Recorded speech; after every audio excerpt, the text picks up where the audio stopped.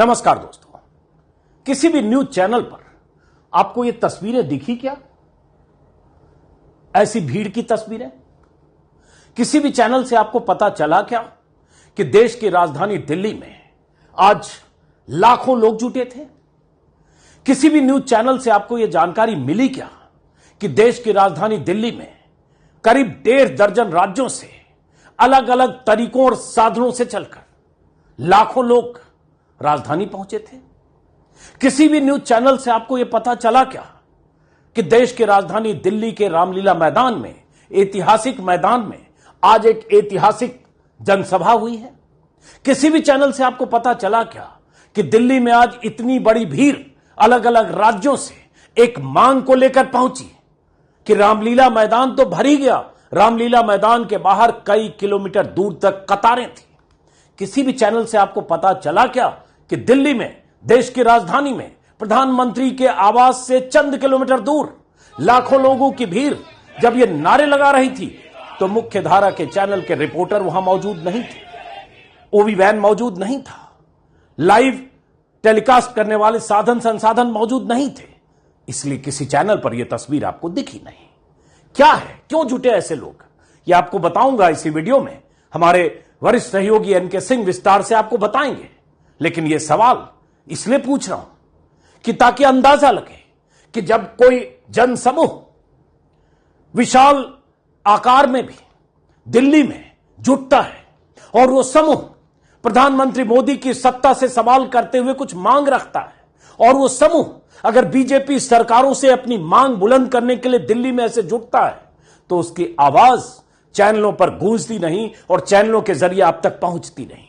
इसलिए मैंने नीचे लिखा है कि मोदी के डर से ब्लैकआउट।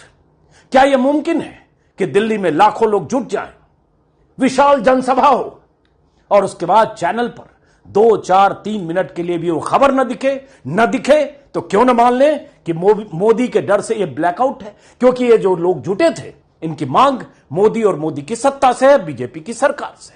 ये लोग ओपीएस की मांग को लेकर जुटे थे, ओल्ड पेंशन स्कीम, जो पेंशन स्कीम कांग्रेस शासित राज्यों में 4 राज्यों में लागू है और झारखंड में लागू है, बाकी बच गए बीजेपी शासित राज्य।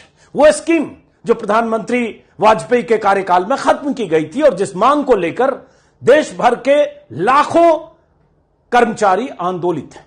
क्या नारे लगे, और फिर कहूंगा एनके सिंह विस्तार से इस पेंशन स्कीम के बारे में कुछ मिनट के बाद इस वीडियो में आप देखेंगे। मेरा मकसद तो यह बताना था कि चैनल कैसे ब्लैकआउट करते हैं अगर आप बड़े जन आंदोलन का किरदार बनकर दिल्ली पहुंचते हैं, लेकिन उस आंदोलन की मांग अगर मोदी की तरफ है तो वो उस आंदोलन की आवाजों को कैसे दबाया जाता है। अब ये तस्वीर देखिए और इस आवाज को सुनिए।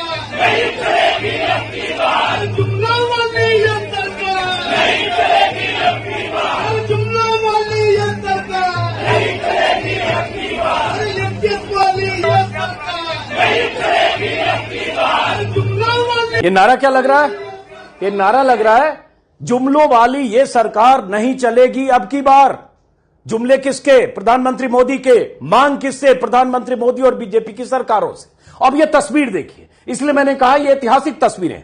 अब यह रामलीला मैदान खचाखच भरा हुआ है, वायरल वीडियो है ट्विटर के हवाले से। इतने सिर हैं कि यहां दूर दूर तक रामलीला मैदान में कोई पैर रखने की जगह नहीं, और यह सब स्वतःस्फूर्त है। यह किसी राजनीतिक दल की तरफ से जुटाई गई भीड़ नहीं है। इनके लिए 50 रेलगाड़ियां और हजारों बसें, उसके इंतजाम बीजेपी या कांग्रेस किसी दल ने नहीं किए। यह वो संगठन है, देश भर के संगठन, जो संगठन मांग कर रहे हैं ओपीएस, ओल्ड पेंशन स्कीम के लिए, और काफी दिनों से तैयारी कर रहे थे। अब तस्वीरें देखते जाइए।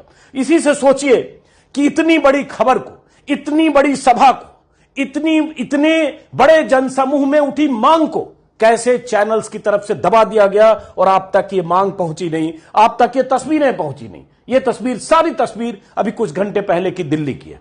ये देखिए कैसे ठसाठस सड़कें भरी है, लोग आ रहे हैं, रामलीला मैदान की तरफ बढ़ रहे हैं। ये रामलीला मैदान की तस्वीर है। ऐसी तस्वीर मैंने अन्ना आंदोलन के समय देखी थी। ऐसी तस्वीर तब दिखती है जब प्रधानमंत्री की कोई सभा होती है और बीजेपी के नेता कार्यकर्ता 2 महीने से काम करते हैं, सैकड़ों बसों में, कई बार हजारों बसों में लादकर वहां लोगों को पहुंचाया जाता है, लाया जाता है और उसके लिए तमाम तरह के इंतजाम होते हैं। लेकिन ये ओल्ड पेंशन स्कीम की मांग करके दिल्ली आए लोग थे जिनकी आवाजों को दबाया गया या आप तक नहीं पहुंचाया गया।